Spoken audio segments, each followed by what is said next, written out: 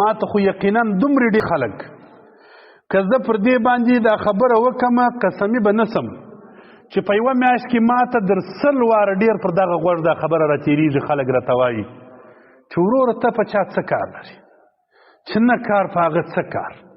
پنجپیری پرېږده وابي پرېږده کافر پرېږده یهودي پرېږده خپل سر ته اور مه بلوه قرار کښېنه په چا کار مه لره د مدرسه د دغه ته یې په هېڅ چا کار مه لره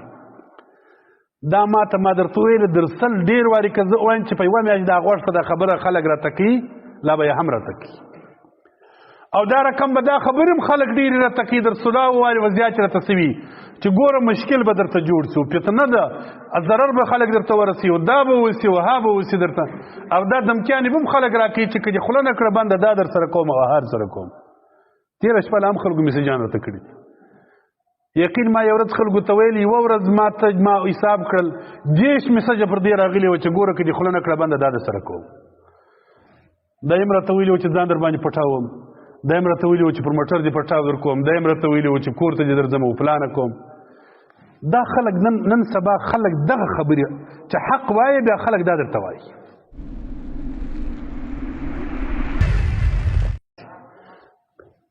اوس خو که د امر بالمعروف کوي دغه هم باید جوړه ده چې خلک دې په شلو نمانو بولي اوس حق هم نشي ویلی خیر د خلکو خبرې به پرېږدي ما سر کې درته وویله چې صاحب د کتاب مؤمن صادق په اوس و عصر کې دغه دی چې دغه صفت باندې موصوف شو چې د خدای غیر د بل چا د ملامتیا پروا نه وساتل بس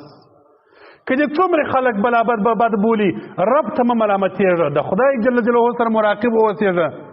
چې خدای ته نه ملامت د مخلوق پروا مه ساته رب دې خپله ساتنه کوي الله جل جلاله پوهېږي بل ځای کې الله تعالی د علاقې پر دغه خلکو باندې چې امر بالمعروف نه کوي مولا چې حق نه ووایي امیر د مسلمانانو چې خلک د بدو نه کې منه پر دې په باب کې الله تعالی څه فرمایي قرآن کې اله العالمین اصلي کې د بني اسرائیل واقعه ده لعن الذين كفروا من بني اسرائيل على لسان داود وعيسى ابن مريم ذلك بما عصوا وكانوا يعتدون كانوا لا يتناهون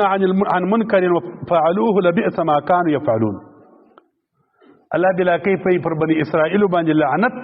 د عیسی علیه السلام او د داود علیه السلام پر ژبه ویل شوی ولی ذلك بما عصوا ځکه دوی ګناوې کولې وکانو یعتدون او دوی تجاوز یې کوي کانو لا یتناهون عن منکر دی خلق د بدو څه نه منع کول فعلوه لبئس ما كانوا يفعلون هغه خلکو چې به بد کارونه کول دی نه منع کول دغه یې لو ګناه وه چې خلک په ګناهو اخته وه دوی غږ نه ورته کوي ځکه الله تعالی لعنت باندې ووروي مفسرین مبارکان وایي آیت مبارک کې زجر شدید دی وعید دی کم څوک چې ناروا ویني ناروا نه ورته وایي کم څوک چې حق ته حق نه وایي پر دې انسان د الله جل جلاله د خوا څخه لعنت اورېږي لعن الذين كفروا من بني اسرائيل على لسان داود وعيسى ابن مريم ذلك بما عصوا وكانوا يعتدون كانوا لا يتناهون عن منكر فعلوه لبئس ما كانوا يفعلون دا دلیل د دې لپاره چې څوک یې نه وایي پر هغو باندې الله تعالی بلا کیف لعنت اوري ځکه په حق کې به مسلمانان یو د بل سره ملګرتیا کوي په باطل کې به مسلمان یو د بل څخه ځان ګوري وتعاونوا على البر والتقوى ولا تعاونوا على الاثم والعدوان الله بلا کیف د خیر په کارو کې یو د بل سره ملګری سي د شر د کارو کې د چا سره ملګرتیا مکوي حضرت ابو بکر صدیق رضی الله تعالی عنه د رسول الله صلی الله علیه وسلم ګران صحابي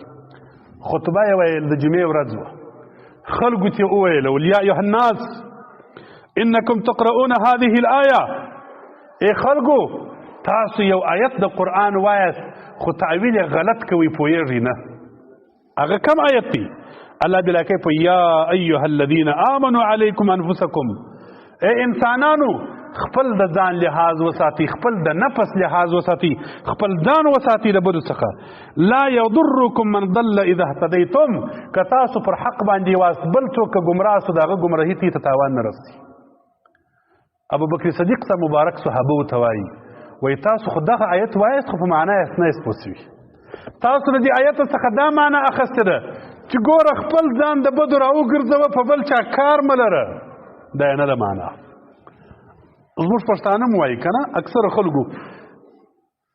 ما ته خو یقینا دومره ډېر خلک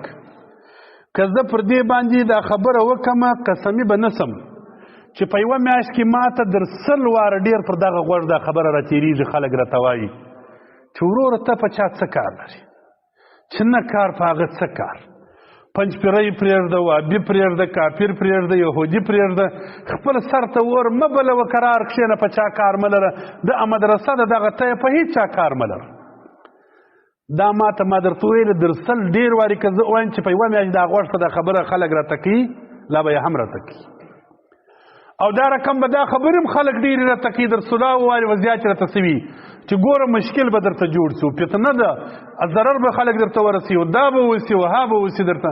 او دا دمکیانې به هم خلک راکوي چې که دې خوله نه کړه بنده دا در سره کوم او هر سره کوم تېره شپه له هم خلکو میسیجان راته کړي یقین ما یو ورځ خلکو ته ویل یوه ورځ ما حساب کړل 10 میسجه پر دې راغلي وه چې ګوره که دې خوله نه کړه بنده دا در سره کوم دا یې م راته ویلي وو چې ځان در باندې پټاوم دا یې م راته ویلي وو چې پر موټر دې پټاو در کوم دا یې م راته ویلي وو چې کور ته دې درځم او پلانه کوم دا خلک نن سبا خلک دغه خبرې چې حق وایي بیا خلک دا درته وایي حضرت ابوبکر صدیق رضی الله عنه صحابه و مبارکانو ته وایي وایي ای خلکو تاسو د آیت مبارک مفهوم و معنا نه ده پېژندلې ذهن ته مو دا درځي چې الله تعالی وایي ته خپل ځان وساته په بل چا کار مه لره پښتانه وایي چې نه کار په هغه څه کار نه دا د آیت مبارک معنا نه ده بلکې دی مبارک څه وایي وایي وانی سمعت رسول الله صلی الله علیه وسلم دا الله د حبیب علیه السلام څخه مې دا اورېدلي دي چې ما من قوم عملوا بالمعاصي وفيهم من يقدر ان ينكر عليهم فلم يفعل الا يوشك ان يعمهم الله بعذاب من عنده او كما قال النبي صلى الله عليه وسلم دا الله پیغمبر صلی الله علیه وسلم که یو سړی ګناه کول په یو قوم کې ګناه شروع وه یو سړی د دې وس و طاقت درلودی چې خلکو ته وایي چې دا مه کوه بیا یې غږ نه کوي خوله یې بنده کړل امیر د مسلمانانو دی د کلي مشر و ملک دی د خپل کور مشر دی سپینږیری دی ملا د کلي دی دا وس و طاقت یې شته چې یو چا ته وایي چې دغه ناروا کار دی دا مه کوه یا په خوله ورته وایي یا یې په لاس ونیسي قدرت یې لري خو یو سړی د ظلمه نه منع کوي یو سړی د بدو نه راګرځي ناروا ته په ناروا باندې نه وایي د خدای جل جلاله عذاب رسول الله صلی الله علیه وسلم راځي عذاب کې هغه سړی چې ګناه کوي او دغه سړی دواړه سره شریکان دي چې خوله یې بنده کړې دغه مولام په دغه ګناه ور شریک دي چې هغه ګناه کوي او د خوله ورته بنده کړ د غږ نه ورته کوي فرق بیا نشته بیا به عذاب دواړو ته راځي دویم ځای کې نبی کریم صلی الله علیه وسلم مبارک ابو ثعلبه ته دا وایي یا ابا ثعلبه مر بالمعروف وانهى عن المنکر در هغه ساعته پورې خلکو ته وایه ورته دا ښه کار دی دا وکړه د بدو کارو خلک منع کوه در څه وخته پورې در څه وخته پورې رسول علیه السلام ورته وایي اذا رأیت شحا مطاعا که دې خلک ولیدله چې انتهایي درجه کې بخل ته ورسېدل بخیلان سول زکات مکات یې نه ورکوي وهوا متبعا خلک دې ولیدل چې یو مخ په خپلو خواهشاتو پسې سول د نفس اتباع یې شروع کړل و دنیا مؤثرة دنیا په خلکو کې اثر وکړي د دنیا محبت جوړ شو په خلکو کې و اعجاب كل ذي رأي برأيه هر سړی خپل رایه خوښه ورزه ستا خبرې ته اعتبار نه ورکوم زما چې څه خوښ یې هغه به کوم چې نه مې خوښ هغه به نه کوم نه قرآن ته اعتبار ورکوم نه حدیث ته اعتبار ورکوم نه دین ته اعتبار ورکوم چې زما د زړه خوښه هغه به کوم چې دغه شی دې ولیدي نبي علیه السلام ورته فعلیک بنفسک ای ابا ثعلبه په دغه وخت کې نو خلک پرېږده خپل د نفس پسې خپل ځان ماجي وساته ودع عنک العوام ان من ورائکم فتنا كقطع الليل المظلم ستی وروسته فتنې را روانې دي لکه توره تاریکه داسې فتنې به راځي که دغسې حال ته خلک ورسېدل چې هېچا د ملا خبره پر غوږ نه نیوله هر سړي خپل د رایې تابع سو دنیا اثر په خلکو کې وکړي د نفسي خواهشاتو ته اتباع رالل بیا د ملایان پرېږدي بس خلک دې پرېږدي اوس نو د ځان دفاع وکړي عذاب د الله تعالی را روان دی اما علما لیکي دغه حدیث مبارک په تشریح کې علما لیکي په دا وخت کې د علماو څخه خالي فرضیت ولاړی اوس هم څه کار داري امیان دې نه پرېږدي چې یا اوس دې ورته وایي چې دا بد کار دی مې کو خالي فرضیت یې د مغاړې ووتي چې خلک دغه حال ته ورسېدل اوس فرضیت نشته اوس د ملا غاړې بیا نه دي بندي تر دغه وخته پورې به عالم خلکو ته حق بیانوي که یې نه کي بیان بیا د الله تعالی بلا کیف عذاب راځي. بل حدیث مبارک نبی علیه السلام داسې ورته وایي لتأمرن بالمعروف ولتنهون عن المنکر. ملایانو خلک په شو امر کې د بدو یې راوګرځوي. او لیسلطن الله علیکم شرارکم، یا به الله بلا کیف پر تاسو باندې مسلط کوي شرارکم، هغه بد خلک، بد باچهان، بد رئیسان، ظالمان به در باندې مسلط سي. یدعو خیارکم فلا یستجاب لهم، بیا به دا ښه خلک دعاوې کوي خدایه دا باچا خو مو د سره لرې کړي الله به یې نه قبلي، خدایه دا ظالم خو د سر راسه لرې کړي رب وایي دعا دې نه قبلوم. ولې دې خوله بنده کړې؟ نن تقریبا دغسې حالات ته را رسېدلي یو چې پر سرو مو څه ظالمان مسلطه کېږي ورځ رابلي او دعاګانې اثر نه لري. خلک دعاوې کوي اثر نه کوي. ولې خولې بندې دي؟ الله تعالی پر حق خوله مه بندوه. خلک دې بد کوي ته خوله مه بندوه.